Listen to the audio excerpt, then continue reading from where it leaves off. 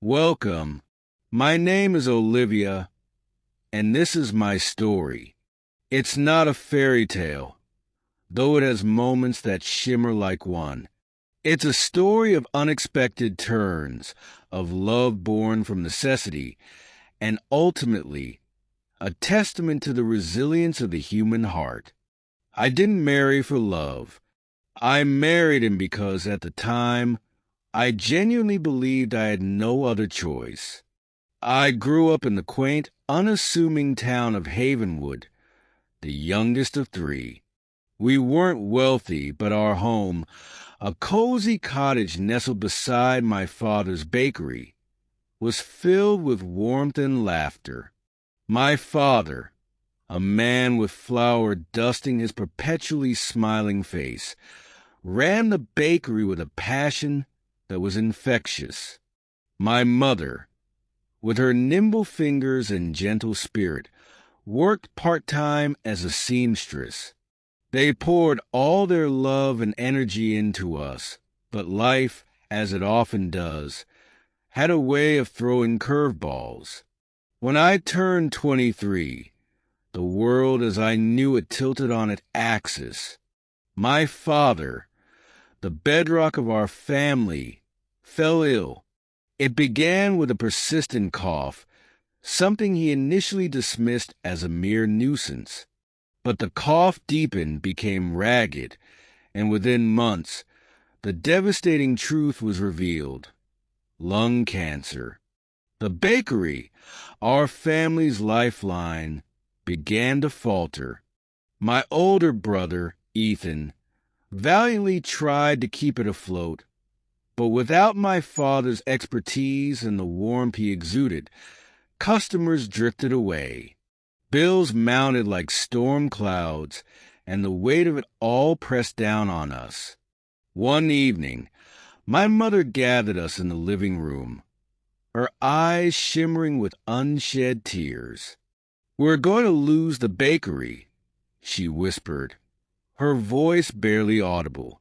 We just can't keep up." Her words were like a death knell. The bakery wasn't just a business. It was my father's dream, his legacy, the very heart of our family. The thought of losing it was unbearable. A week later, I received a call that would change the course of my life.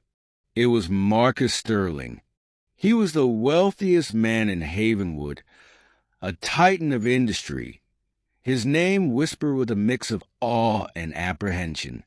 He was known for his sharp mind and undeniable charm, but also for a certain aloofness, a carefully constructed emotional distance.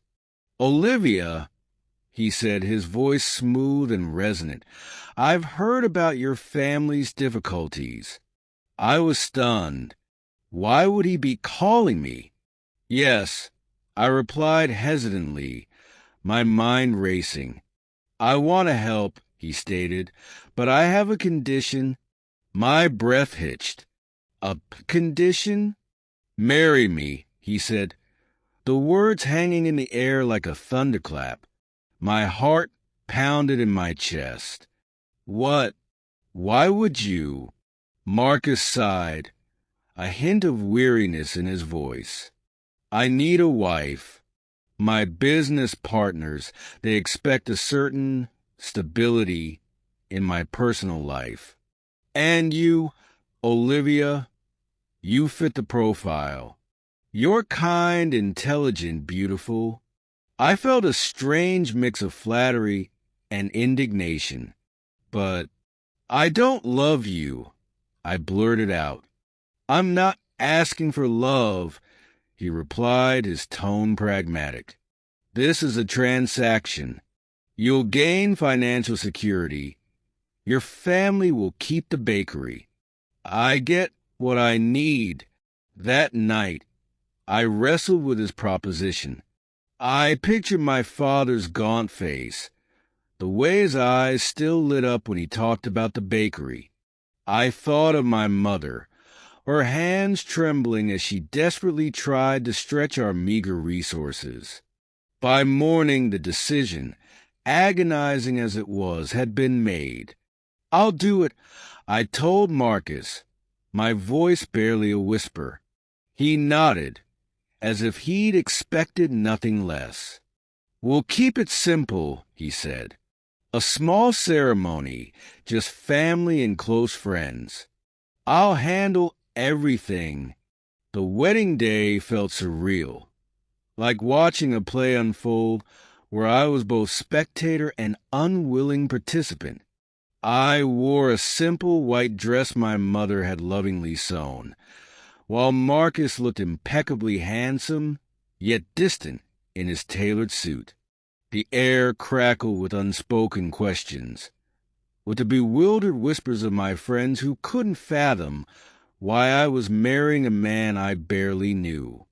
As the officiant began the vows, I hesitated, a wild impulse to flee surging through me. But then I looked at my parents, sitting in the front row. My father offered a weak smile, oblivious of the true reason I was standing there, my heart breaking. "I do," I whispered, my voice trembling. Life with Marcus was complicated. His sprawling mansion felt cold and impersonal, a world away from the warmth of our cottage. He was polite, even courteous, but emotionally distant, spending most of his time consumed by his work.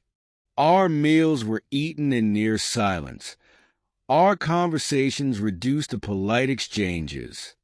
I yearned for the familiar sounds of the bakery, the comforting aroma of freshly baked bread.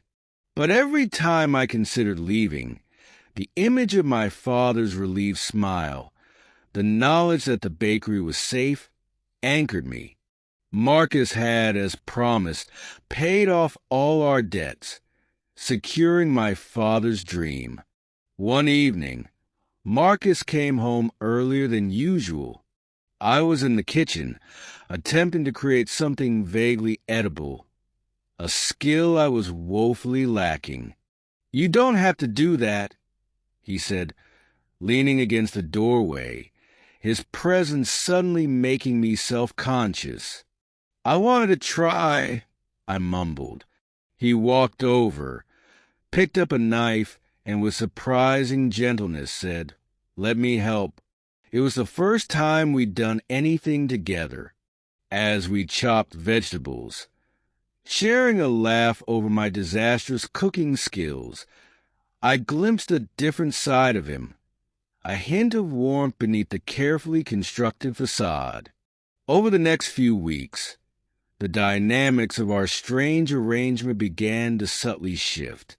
Marcus started coming home earlier, asking about my day, actually listening when I talked about my family. He even accompanied me to the bakery, helping my father with some repairs.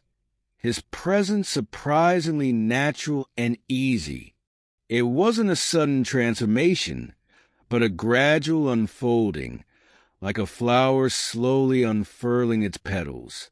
At first, Marcus was simply a presence, a man who occupied the same house, but seemed light years away emotionally. But over time, cracks appeared in his polished exterior, revealing glimpses of a man I hadn't expected. It started with small gestures, a perfectly brewed cup of tea waiting for me in the mornings.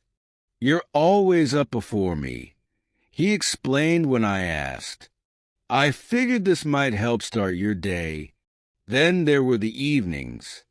Instead of retreating to his office, he'd sit in the living room, occasionally commenting on my book or asking about my family. Small sentences, brief exchanges, but they felt like lifelines in the sea of silence that had initially defined our marriage.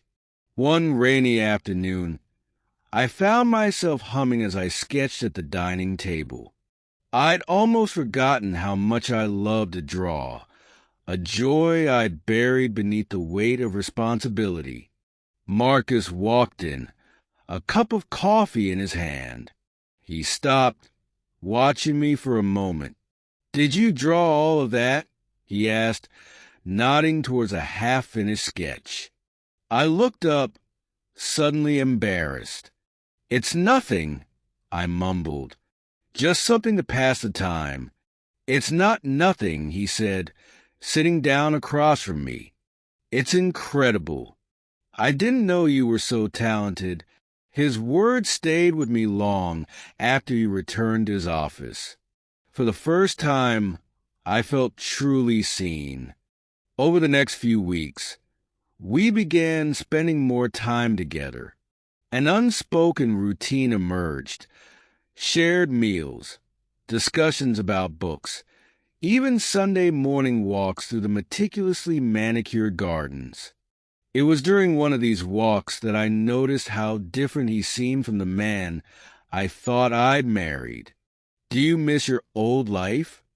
I asked one morning as we strolled among the rose bushes. He paused, looking up at the sky. "Not really," he said. "I've always been so focused on work, but lately I feel like I've been missing something." "What do you mean?" He turned to me, his eyes softer than I'd ever seen them. "I think I've been so busy building my future that I forgot to live in the present. Being here with you, it reminds me of what's really important." I didn't know how to respond. His honesty was disarming, and it stirred something within me, a feeling I couldn't quite name. One evening, Marcus surprised me by cooking dinner. It was a simple pasta dish, but the effort itself was enough to make me smile. "I'm not much of a cook," he admitted, setting the plate in front of me, "but I wanted to try." "It's perfect," I said, and for the first time, I meant it. We ate together at the kitchen table, laughing at his disastrous attempt at dessert, a burnt batch of cookies that, surprisingly, still managed to taste sweet. "Maybe cooking isn't your calling," I teased.